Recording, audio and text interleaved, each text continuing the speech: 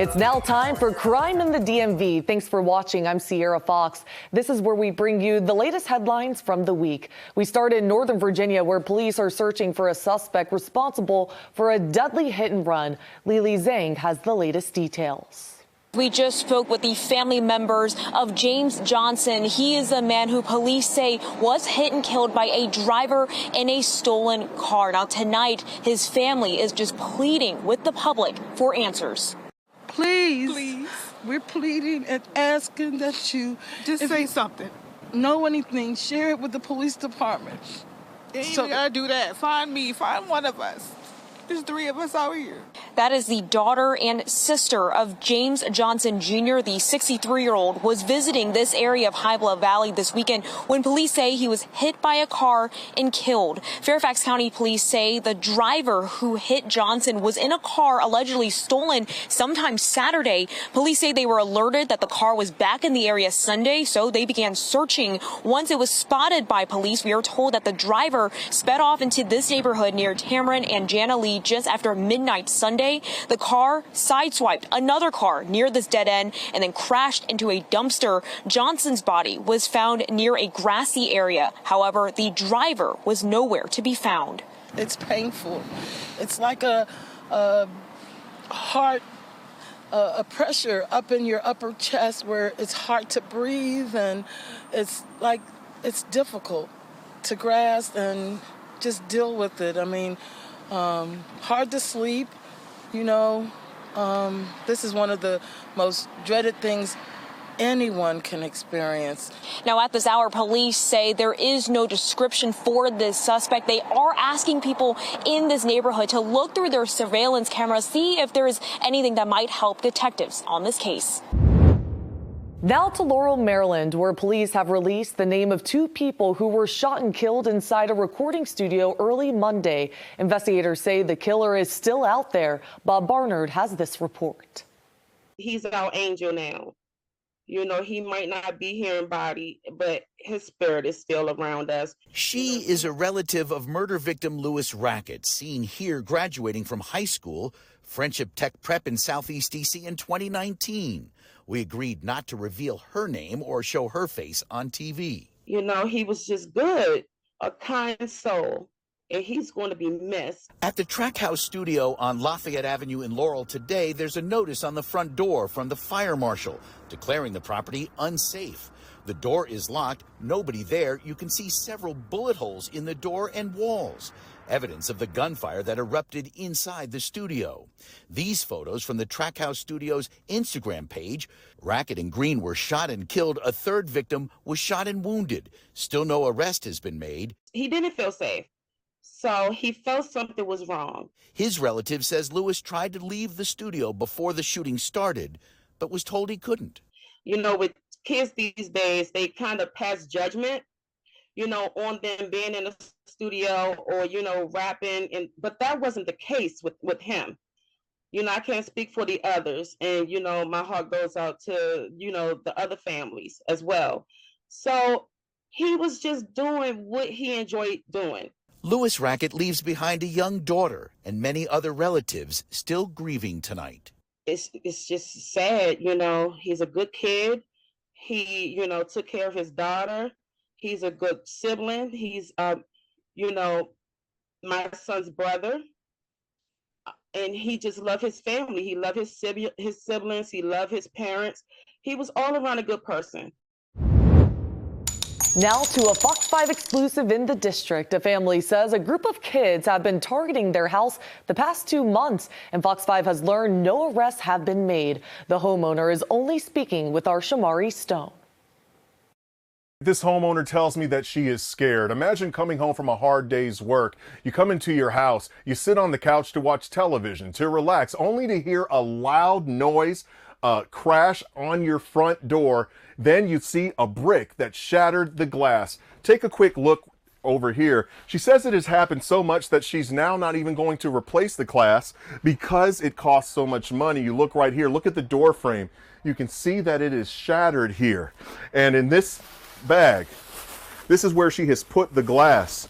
She then looks on her Ring camera, you can see it right here, only to find that the young suspects who did this, well, The Ring camera captured their every move. Let's take a look. This is from Wednesday. A group of 9 juveniles are walking in front of her house on the 300 block of Everett Street Northeast around 7:30 at night.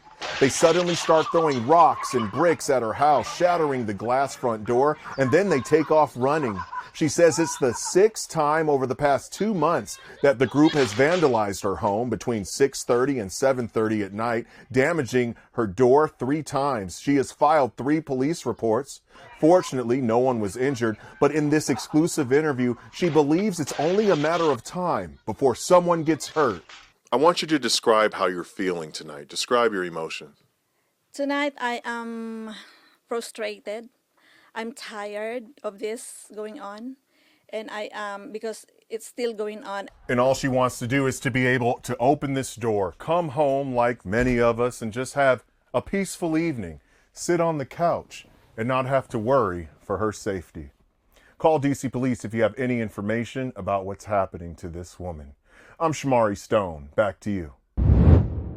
Now to Frederick County, a suspect is accused of assaulting at least 2 women on a popular Maryland trail. Lily Zhang explains what exactly happened. This is an area that is very commonly used for biking, for running. We've come across a lot of people doing just that today. Now, this area, this is the Nolan's Ferry parking lot. It is, as you can see, right next to a trail where, again, we've talked to a lot of different people today.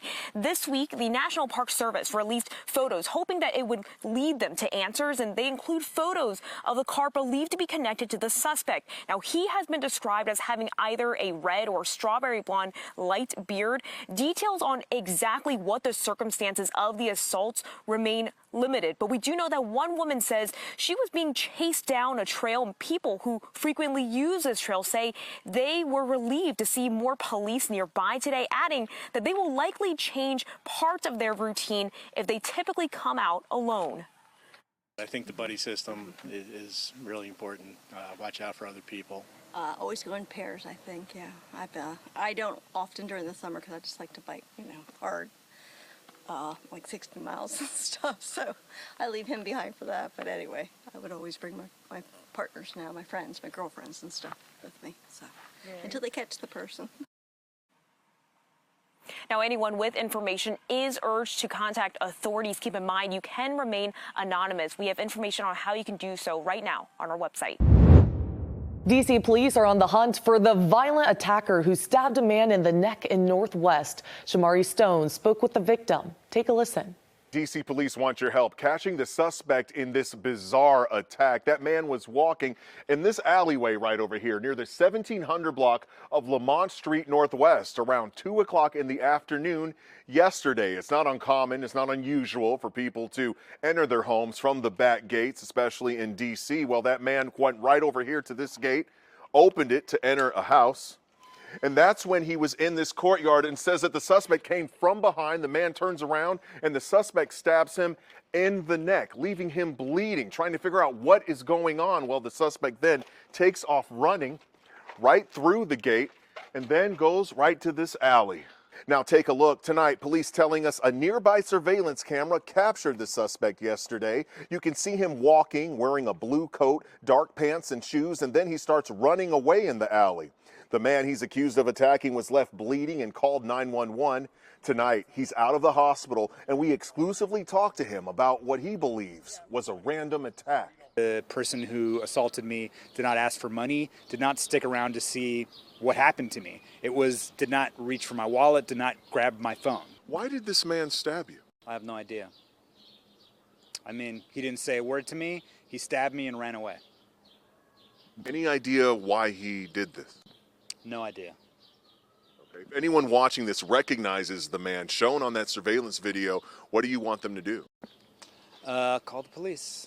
That's what they ought to do. Call the police and report this person. I'm just glad that he's okay. Now, police are offering a reward of up to $1,000 for information that leads to an arrest and a conviction in this case. In Northwest, I'm Shamari Stone. Back to you.